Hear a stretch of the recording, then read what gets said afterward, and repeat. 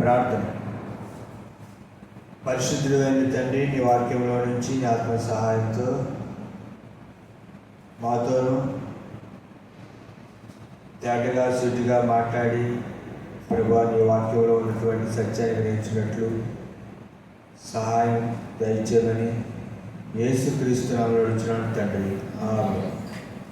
దేవుని యొక్క వాక్యాన్ని చదువుకుందాం. ఈ రాత్రికాల సమయంలో కీర్తన గ్రంథము 95వ కీర్తన 7వ చరణం. కీర్తన గ్రంథం 95వ కీర్తన 7వ చరణాన్ని చదువుకోండి.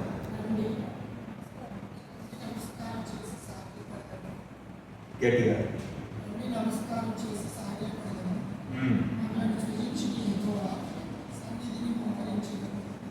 చాలు. రండి నమస్కారము చేసి సాగిలపడుదుము, మనలను సృజించిన యెహోవా సన్నిధిని మోకరించెదము. ఈ రాత్రి మన యొక్క వాక్య అంశం ఏంటంటే ఆరాధన. ఏంటండి? ఆరాధన. కీర్తన గ్రంథంలో 95వ కీర్తన ఆరాధన గురించి ఇక్కడ వ్రాయబడింది. ఈ యొక్క 95వ కీర్తనలో కీర్తనలో అంటే వాస్తవంగా పాటలు. కీర్తన అంటే పాట. భక్తులు పాడినటువంటి పాటలను నూతన నిబంధనలు ఉన్నటువంటి క్రీస్తుని అంగీకరించినటువంటి మనము నేర్చుకుంటాము. కీర్తనలో ఏముందా? అదేవిధంగా యేసుక్రీస్తు ప్రభు వారు సెలవుకు వెళ్ళేటప్పుడు కీర్తనలు పాడారని వాక్యంలో రాయబడింది.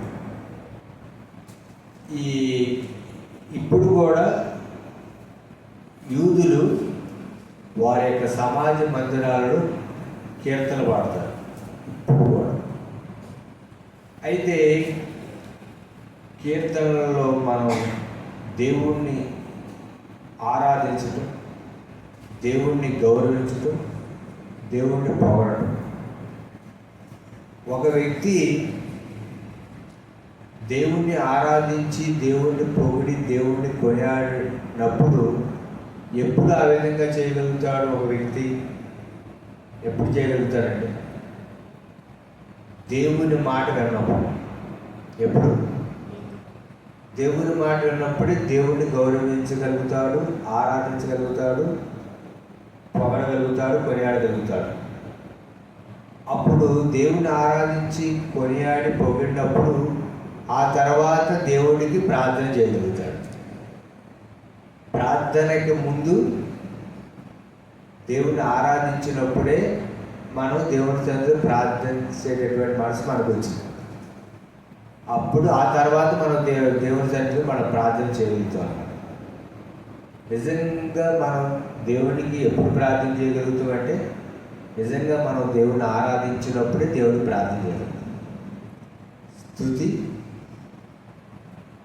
ఆరాధన, ప్రార్థన అనేవి ఇవన్నీ కూడా ఒకదానితో ఒకటి ఇమిడి ఉన్నాయి. అయితే కీర్తనలు మొత్తం ఎన్ని కీర్తనలు అంటే 150 కీర్తనలు. కీర్తన గ్రంథంలో చిన్న కీర్తన 117వ కీర్తన. కీర్తన గ్రంథంలో పెద్ద కీర్తన 119వ కీర్తన. దావీదు గారు 70 కీర్తనలు రాశారు. ఆసాబు గారు 12 కీర్తనలు రాశారు. కోరావు కుమారులు 11 కీర్తనలు రాశారు. మోషే గారు 1 కీర్తన రాశారు. సొలొమోను గారు 2 కీర్తనలు రాశారు. ఎదోము అనే ఆయన 89 కీర్తనలు రాశారు. దాదాపు 50 కీర్తనలు ఎవరు రాశారనేది స్పష్టంగా ఆధారం లేదు. ఎందుకంటే పరిశుద్ధ గ్రంథంలో మనకి ఎక్కడ కూడా దాని గురించినటువంటి ప్రస్తావన అనేది వ్రాయబడలేదు. చరిత్రలో కూడా మనం చూస్తే, చరిత్రలో కూడా మనం గమనిస్తే 50 కీర్తనలు ఎవరు రాశారు అనేది స్పష్టంగా మనకి తెలియదు. కనుక తెలియని దాని గురించి మనం ఆలోచించవలసిన అవసరం లేదు, కానీ తెలిసిన దాని గురించి నేర్చుకుందాం. దేవుడు మనకి సృష్టికర్త. దేవుడు ఎవరు అంటే ఆయన మన సృష్టికర్త కాబట్టి ఆయనను మనం ఆరాధించాలి. తర్వాత దేవుడు మనకు సృష్టికర్త కాబట్టి ఆయన మనం సృష్టించాడు. మనం సృష్టించబడిన వారు, ఆయన సృష్టించినటువంటి వ్యక్తి. ఆ యొక్క కోణంలో ఈ కీర్తన ఏమని రాయబడి ఉందంటే, మనము ఆయన పాలించు ప్రజలము, ఆయన మేపు గొర్రెలము. అంటే దేవుడు ఇక్కడ ఎవరైనా అంటే పరిపాలకుడు, పరిపాలించేటటువంటి వాడు. కనుక పరిపాలించే పరిపాలకుడికి మనం ఏమవ్వాలంటే లోబడాలి. పరిపాలించే పరిపాలకులు లోబడినప్పుడు ఆయన్ని మనం ఆరాధించగలుగుతాము, ఆయన మాట వింటాము. అలాగే దేవుడు ఎవరయ్యా అంటే ఇక్కడ ఈ కీర్తనలో కాపరి.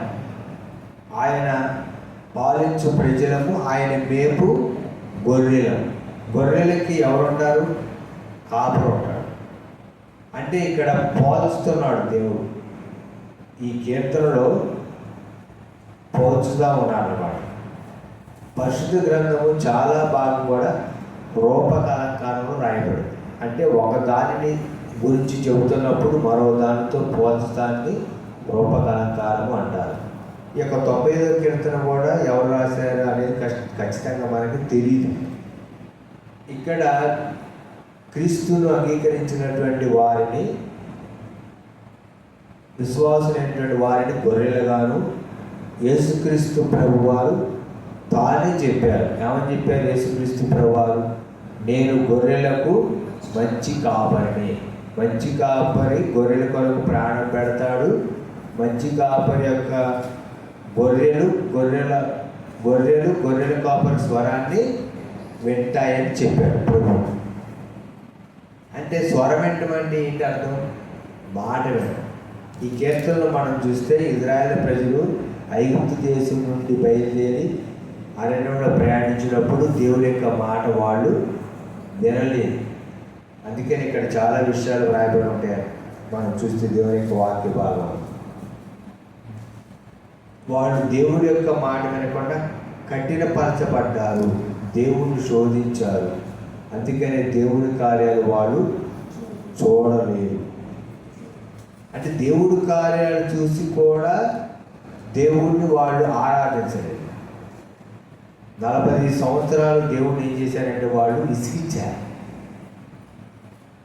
అయితే ఈ రాత్రి మనం నేర్చుకోవాల్సిన విషయాలు ఏంటంటే, దేవుని యొక్క వాక్య భాగంలో ఈ యొక్క కీర్తన గ్రంథం క్రీస్తు పూర్వం 110వ సంవత్సరం నుండి 973వ సంవత్సరం మధ్యలో కీర్తన గ్రంథం వ్రాయబడి ఉంది.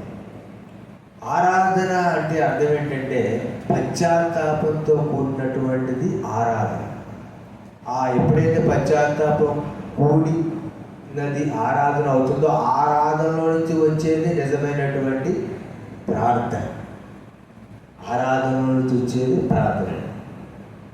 దేవుడు యొక్క వాక్యంలో మనం చూస్తే పరిశుద్ధ గ్రంథంలో అబ్రహాము గారు దేవుణ్ణి ఆరాధించారు. ఆదికాండం 22 అధ్యాయం 5వ వచనం ఒకసారి చదువుకుందాం మనం. ఆదికాండం 22 అధ్యాయం 5వ వచనం చదవండి.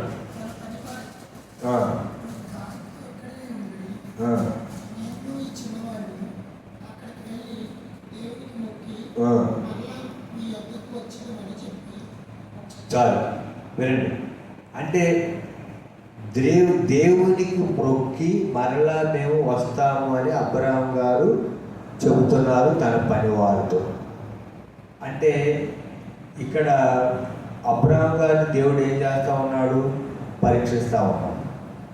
ఆ సంగతులు అయిన తర్వాత దేవుడు అబ్రహాము పరిశోధించాడు. ఏ సంగతులు అయిన తర్వాత అబ్రహాము గారు ఇస్సాకు పాలు విడిచిన దినమందు గొప్ప విందు చేశారు. అప్పుడు దేవుడు అబ్రహామును పరీక్షిస్తూ ఉన్నాడు.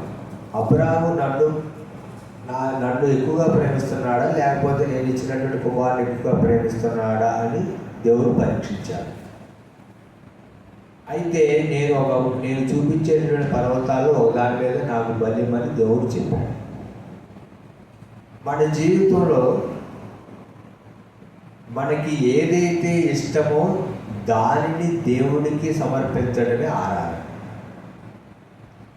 అదే నేను మన జీవితంలో మనకి ఏది ఇష్టం దాన్ని దేవుడికి ఏం చేయాలంటే అర్పించాలి.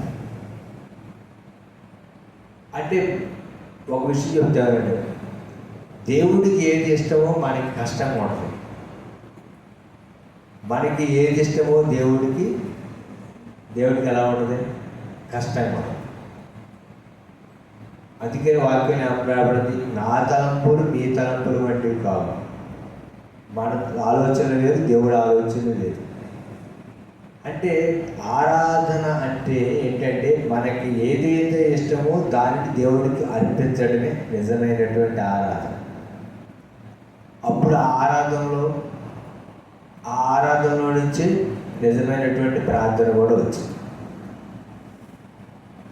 ఎందుకంటే నేను నా పరివారంతో ఏమని చెప్పాడంటే, నేను నాకు కుమారుడు వెళ్ళి దేవుడికి మొక్కి మరలా మేము వస్తామని విశ్వాసంతో ఆయన చెప్పాడు. పరిశుద్ధ గ్రంథంలో మొక్కటం, సాగిలపడటం అనే పదాలు వచ్చినప్పుడు దాని యొక్క అర్థం ఏంటంటే ఇంగ్లీష్ భాషలో ఆరాధన, వర్షిప్ అని అర్థం వచ్చిందన్నమాట. సాగిలపడటం అంటే ఎప్పుడు సాగిలపడతారండి? ఇక చివరి దశలో అంతా అయిపోయినప్పుడు నువ్వే దిక్కండి, ఇక వేరే దిక్కు లేదని ఏం చేస్తారు? అప్పుడు సాగిలపడతారు. అలాగున్న మనం దేవుడి యొక్క సన్నిధిలో ఏమవ్వాలంటే దేవుడికి సాగిలపడాలి. దేవుడి సన్నిధిలో సాగిలపడాలి. అబ్రాహాము గారు దేవుడి యొక్క సన్నిధిలో, అంటే ఆ యొక్క పర్వతంలో దాని మీద దేవుడికి మరి బలిపీఠం కట్టి తన కుమారుడైన ఇస్సాకును వధించేటప్పుడు నిజంగా అంతరంగంలో ఆయన దేవుడికి ఏమయ్యాడంటే లోపడ్డాడు, సాగిలపడ్డాడు దేవుడు. మనం చూస్తే దేవుని యొక్క వాక్యంలో వారు దేవదూతలు వచ్చినప్పుడు వాళ్ళకి సాగిలపడి వాళ్ళకి నమస్కారం చేసి, రండి మీరు మా ఇంట్లోకి వచ్చి ఆతిథ్యాన్ని సేకరించండి అబ్రాహాము గారు చెప్తారు. కనుక నిజంగా ఆరాధన అంటే ఈ రోజుల్లో ఆరాధన అనేది ఏమైపోయిందంటే ఒక ఫ్యాషన్ అయిపోయింది. ఆరాధన అనేది ఒక అలవాటు అయిపోయింది. ఆరాధన అనేది ఒక పద్ధతి అయిపోయింది. చాలా చోట్ల నేను దేవుని యొక్క వాక్యాన్ని ప్రకటించడానికి వెళ్తున్నప్పుడు చాలా చోట్ల నేను చూస్తూ ఉంటాను. ఆరాధన అంటే చాలామంది యొక్క అభిప్రాయం ఏంటంటే, నేను లేచి నేను ఒక పాట పాడుతూ ఉంటాను, మీరందరూ లేచి నిలబడి పాట పాడండి, నేను చప్పట కొడతా ఉంటే మీరు చప్పట కొట్టండి, బాగా చప్పట కొట్టండి, నేను బాగా చప్పట కొడతాను, డ్రమ్ము వాయించండి, ఇంకా గట్టిగా వాయించండి, ఆ డ్రమ్ము గట్టిగా వాయించాలి, మనం గట్టిగా పాట పాడాలి. దీన్ని మనం ఏమనుకుంటాం? ఆరాధన. నేను ఈరోజు దేవుడు ఎక్కువగా ఆరాధించా, బాగా చప్పట్లు కొట్టి గట్టిగా పాట పాడి బాగా డ్రమ్ము కొట్టి భావోద్రేకాలతో కూడి శరీరం యొక్క ఉత్తేజాన్ని ఇచ్చి శరీరాన్ని తృప్తిపరిచేది ఆరాధన కానే కాదు. అంతరంగంలో నుంచి పశ్చాత్తాపంతో దేవుడిని ప్రేమించి దేవుడికి ఇష్టంగా ఉండేది ఆరాధన. దాన్ని దేవుడు కోరుకుంటాడు, దాన్ని దేవుడు ఇష్టపడతాడు. అప్పుడు దేవుడి సన్నిధిలో అప్పుడు నిజమైనటువంటి ప్రార్థన అనేది వచ్చింది. అప్పుడు ప్రార్థన అంటే చాలామంది అనుకుంటారంటే మరి పెదాలలో నుంచి వచ్చేది అనుకుంటారు. ప్రార్థన కాదు.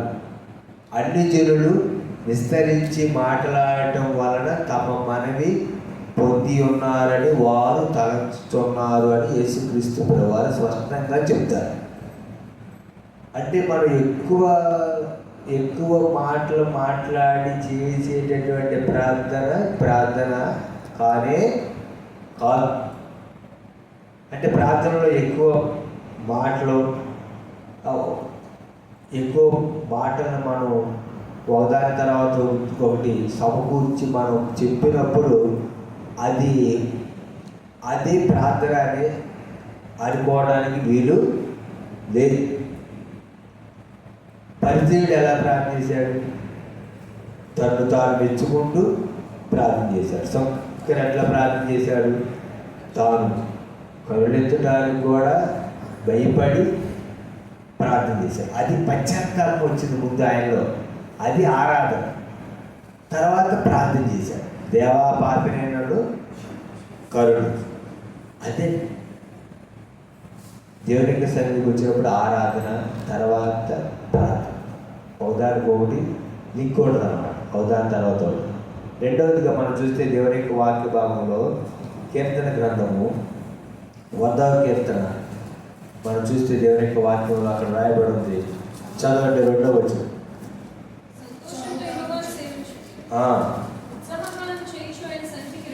చాలు. సంతోషంతో యెహోవాను సేవించండి. సంతోషం అంట. ఎలాగ మనం దేవుణ్ణి ఆరాధించాలి? సంతోషంతో దేవుణ్ణి ఆరాధించాలి. ప్రార్థన కూడా ఎలా చేయాలని చెప్తా మీకు? సంతోషంతో చేయాలి. ఎందుకు సంతోషంతో చేయాలి ప్రార్థన? ఎందుకో తెలుసా? దేవుడు మన ప్రార్థన వింటాడు. దేవుడు తప్ప ఎవరు కూడా మన యొక్క ప్రార్థన వినలేరు. అంటే ప్రార్థన అంటే ఏంటంటే మనమే ప్రార్థన చెప్పటం, ఎదురోడు చెప్పటం. ఎవరు మన యొక్క బాధ కానీ ఇబ్బంది కానీ ఎక్కువసేపు ఎవరు వినగలుగుతారు? ఎవరండి? దేవుడు వినగలిగినంతగా, దేవుడి దగ్గర వివరంగా మనం చెప్పగలిగినంతగా ఎవరి దగ్గర ఎప్పుడు, ఎక్కడ, ఏ విధంగా, ఏ సందర్భంలో కూడా మనం చెప్పలేము. ఎందుకంటే దేవుడికి ఒక్కడికే మనం చెప్పగలుగుతాం.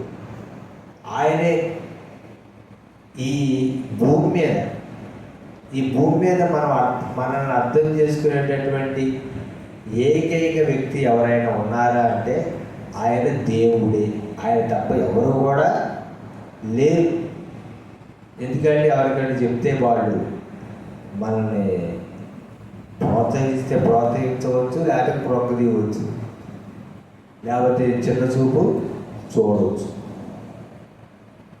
నా జీవితంలో నేను సంతోషం వచ్చినా దేవుడికి చెప్తా, దుఃఖం వచ్చినా దేవుడికి చెప్తా.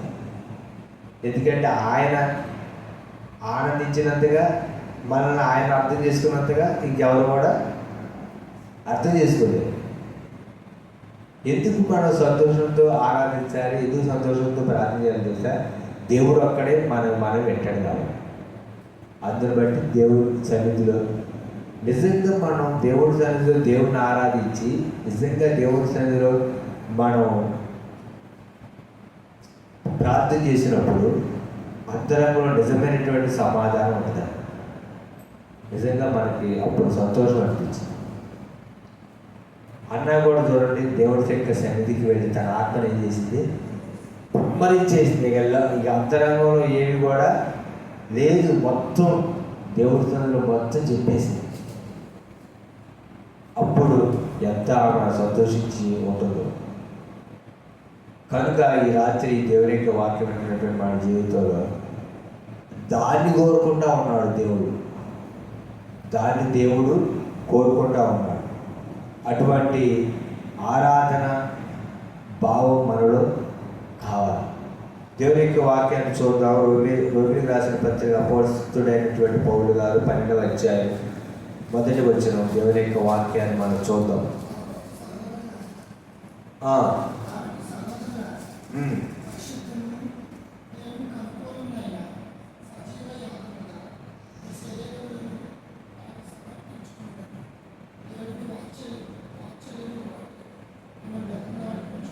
చాలు. సహోదరులారా, సజీవ యాగంగా మీ శరీరములను ఆయనకు సమర్పించుకోవడం అంటే ఆరాధన. ఎలా సమర్పించుకోవాలి? సజీవ యాగంగా అంటే బ్రతికున్నప్పుడే మనం దేవుడికి మనం అప్పగించుకోవాలి. అది సజీవ యాగంగా అంటే. ప్రభువైనటువంటి యేసుక్రీస్తు వారు కూడా చూడండి, ఆయన బ్రతికి ఉన్నప్పుడే దేవుడికి బలిగాను కాడుగాను అర్పించుకున్నారు ఆయన. అది సజీవ యాగం అంటే. యాగం అంటే బలి. దేవుడికి మనం అర్పించేసుకోవాలి. మనల్ని మనం అర్పించుకోవడం దేవుడికి అదే ఆరాధన అంటే. అదేనంట. సౌలు దేవుడిని దేవుడికి తనను తాను ఎలా అర్పించుకున్నాడండి? సౌలు దేవుడికి అర్పించుకొని పౌలుగా మార్చబడి తనను తానే దేవుడికి అర్పించుకున్నాడు.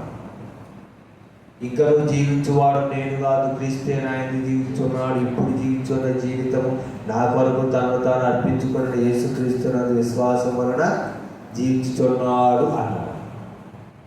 అది నిజమైనటువంటి అర్పణ, నిజమైనటువంటి ఆరాధన. సమర్పించుకోవడమే ఆరాధన. చాలామంది చూడండి, చాలా సమర్పించుకోను అంటారు. నోట్లో నుంచి వచ్చింది మాట సమర్పించుకొని, నేను దేవుడు సమర్పించుకోను అంటారు. ఏమి ఉండదు, సమర్పణ ఉండదు. సమర్పించుకోవడం అంటే ఏంటి? అప్పగించుకోవడం. అదేంటారా? దేవుడికి సమర్పించుకోవడం అంటే దేవుడికి మనల్ని మనం ఏం చేసుకోవడం? అప్పగించుకోవడం. అప్పటి నుంచి మనం ఎవరి యొక్క స్వాధీనంలో ఉన్నాం? దేవుడి యొక్క స్వాధీనం. మనం దేవుడి యొక్క స్వాధీనంలో ఉంటూనే మళ్ళీ మనం అనుకుంటాడు, మళ్ళీ మన స్వాధీనంలోకి వచ్చేస్తున్నాం. దాన్ని మనం అనుకుంటామంటే దేవుడికి నేను సమర్పించుకున్నా అనుకో. అది కాదు, అది వాక్య విధానంలో అది కానే కాదు. నిజంగా పౌలు దేవుడికి తనను తాను అర్పించుకున్నాడు సజీవయాగా. అది ఆరాధన. సౌలు పౌలుగా మారిన తర్వాత 1:39 కొరడా దెబ్బలు 4 సార్లు తిన్నాడు. నిజంగా సౌలుని ఎవరైనా పడు, సౌలు పౌలుగా మారిన తర్వాత నిజంగా సౌలు స్వభావం సౌలులాగా ఉంటే నిజంగా సౌలుని ఆయన కొడతారండి? పట్టగలుగుతారా? సౌలు అని పేరు వినపడితే భయపడేవాడు, గజగజ వణికేవాడు. ఆ కాలంలో సౌలు పేరు వినపడితే గజగజ వణికేవాడు. ఎందుకో తెలుసా? సౌలు వస్తానంటే భయం. స్టెప్పెన్ని రాళ్ళతో కొట్టి చంపితే దానికి పౌలు గారు ఏమన్నారు తెలుసు? సౌలు ఏమన్నాడు తెలుసా? నేనున్నా. ఎవరైనా స్టెప్ని చనిపోయాడండి, ఏం చేద్దాం ఏంటి మరి? మనం 10 మంది వెళ్ళి ధర్నా చేద్దాం, 10 మంది వెళ్ళి ప్రభుత్వాన్ని నిలదీద్దాం, గట్టిగా ఎదిరిద్దాం అని అనుకుంటే, అంటే ఇప్పుడు ఉన్నటువంటి విధానాన్ని బట్టి అనుకుంటే, అక్కడ ఉన్నోళ్ళు 10 మంది ఈ స్టెప్ చచ్చిపోయిన దానికి నిర్ధారణగా ఈ స్టెప్ చచ్చిపోయిన దాని యొక్క విధానంగా సౌలు ఆయనయ్యా దీనికి నేనున్నానండు అని అంటే ఎవరైనా అసలు ఇక సౌలు దగ్గరికి వెళ్తారా? ఎవరైనా చనిపోయింది దీనికి కారణం ఏంటి? ఎవరు దీనికి బాధ్యత తీసుకునేది అంటే సౌలు అంటే సౌలు అనుభవం అంటారు. ఎందుకంటే స్టెఫెన్ చనిపోయినటువంటి దాన్ని సౌలు ఏం చేశాడు? సమ్మతించాడు. ఎవరిని వచ్చి స్టెఫెన్ చావు కారణం ఎవరంటే ఎవరు చెప్పాలి? చెప్పారండి? సౌలు అని చెప్పారు. సౌలు వాము మేము రాయ అయితే ఆయన జరిగింది ఎవరు కావాలి. కానీ పౌలుగా మార్చబడిన తర్వాత సౌలు ఆయన కొట్టారు, చచ్చిపోయాడు. ఇక ఆయన రాళ్ళతో కొట్టి ఈడ్చి ఇక చచ్చిపోయింది అనుకున్నాడు. మళ్ళీ లేచి వెళ్దాం పాండి వాక్యం చెప్పటాను, స్వార్థ ప్రకటన పాడినట్టు సౌలు పౌలుగా మార్చబడతారు. అది ఆరాధన. కనుక ఈ రాత్రి దేవుని యొక్క వాక్యంలో మనం నిజమైనటువంటి ఆరాధికులుగా ఉండాలి. అందుకని యేసుక్రీస్తు ప్రభువారు సమరసించి ఆమె చెప్తారు తెలుసా? అమ్మ ఒక కాలం వస్తున్నది, ఆ కాలంలో మరి ఈ కొండ మీద ఆ కొండ మీద దేవుని ఆరాధించారు, కానీ ఆరాధించువారు యథార్థంగా ఆరాధించాలి అని తండ్రి కోరుతున్నాడు. దేవుడు ఆత్మ కనుక ఆయన ఆరాధించేవారు ఆత్మతో సత్యంతో ఆరాధించాలి. ఆరాధించేవారు ఎట్టివారు కావాలని దేవుడు కోరుతున్నాడు తెలుసా? యథార్థంగా. ఎలాగంటే యథార్థంగా, హానెస్ట్గా, నిజాయితీ. మనం నిజంగా దేవుడిని ఎలా ఆరాధిస్తున్నాము, నిజంగా మనం దేవుడి సన్నిధిలో ఎలా ప్రార్థన చేస్తున్నామో దేవుడు తెలియదండి. తెలియదా? తెలుసు. మనలో మనం మెచ్చుకోవడానికి ప్రార్థన చేస్తున్నామా, లేదా దేవుడికి ఆయనకి ఇష్టానుసారంగా ప్రార్థన చేస్తున్నామా? యేసుక్రీస్తు ప్రభువారు చేసిన ప్రార్థన, తండ్రి చిత్తమైతే ఈ గిన్నె నా జోడు తీసివేయి, ఆయన నా చిత్తం కాదు నీ చిత్తం సిద్ధించిన. అది నిజమైన ప్రార్థన. ఇక ఆయన అర్పించుకున్నాడు ఇక దేవుడికి కానుకగా, ఆరాధికుడే ఆరాధనగా అర్పించుకున్నాడు. సెలవులో దొంగ పశ్చాత్తాపడ్డాడు, అది ఆరాధన. మొదట యేసుక్రీస్తు ప్రభువారు పలికిన మాట విని, తండ్రి వీరేం చేసినారు, వీరు వీరు క్షమించు అన్న మాట విని సెలవులో ఉన్నటువంటి ఆ దొంగ తాను పశ్చాత్తాపడ్డాడు, అది ఆరాధన. ఆ పశ్చాత్తాపడిన వెంటనే ఆయన దేవుడిని ఏం చేశాడంటే మనవి చేశాడు. మనవి అంటే ప్రార్థన చేశాడు. యేసు ప్రభువా నీ రాజ్యంలో నన్ను జ్ఞాపకం చేసుకోవాలి. వెంటనే ప్రభు ఆయన ప్రార్థన విన్నాడు. నేడు నువ్వు నాతో కూడా పరదేశంలో ఉందని చెప్పాడు. ప్రభువారు మరణించారు, ఆ దొంగ కూడా మరణించాడు. యేసుక్రీస్తుతో పరదేశంలో ఆయన ఉన్నాడు. ఎందుకంటే ముందు పశ్చాత్తాపం వచ్చింది, ఆయనలో ఆరాధన భావం కలిగింది. పక్కన ఉన్నాడు ఏం చేస్తూనే ఉన్నాడు, ద్వేషిస్తున్నాడు. అయ్యా నిన్ను రక్షించుకొని మమ్మల్ని కూడా రక్షించవచ్చుగా, ఎందుకు ఈ అవస్థ అంటున్నాడు పక్కన. ఈయన మార్పు లేని పాపి, ఈయన మార్పు వచ్చినటువంటి పాపి. ఇతడు దేవుని ఆరాధించాడు, ఇతడు దేవుణ్ణి తృణీకరించాడు, ఇతడు దేవుడికి ప్రార్థన చేయలేదు. కానీ ఇతడు పశ్చాత్తాపంతో దేవుడికి ప్రార్థన చేశాడు.